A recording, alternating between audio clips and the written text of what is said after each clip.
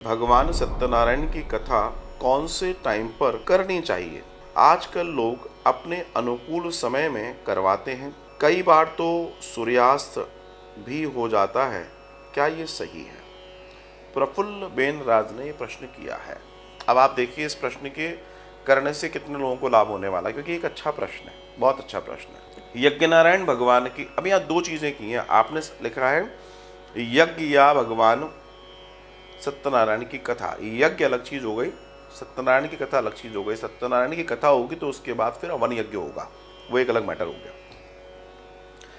यज्ञादि के भी कई दर्शन है। यज्ञ सुबह भी किया जाता है, यज्ञ शाम को भी किया जाता है, इसलिए दोनों टाइम यज्ञ हो सकता है।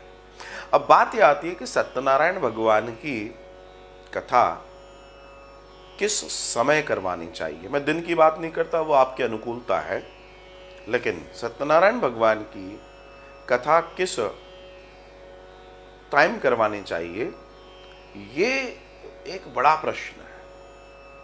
और बहुत सारे लोग सत्यनारायण भगवान की जो कथा कराने का समय है उसके विपरीत कथा कराते हैं। जी हाँ, उसके विपरीत कथा कराते हैं। सत्यनारायण भगवान की कथा जब भी आप कराएंगे तो सायंकाल में कराई जाती है। वो जो कथा आप सुनते हैं ना, उसमें भी सायंकाल में ही कथा हुई है, उसमें वर्णन भी आता है। तो फिर शाम को उसने तैयारी करी और भगवान की करी और फिर कथा करी और फिर ये हुआ और फिर प्रसाद बांटा। सत्यनारायण भगवान की जब भी आप कथा कराएं तो 4 बजे के बाद शाम आरंभ हो जाती है।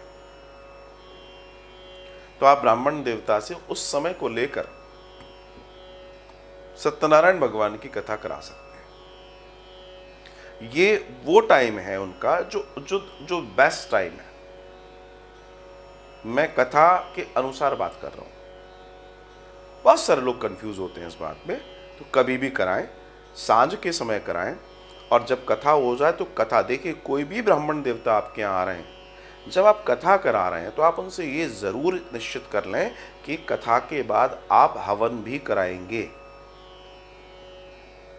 क्योंकि सत्यनारायण भगवान की कथा अपने आप में एक लघु अनुष्ठान है। तो ये आपके लाभ के लिए है।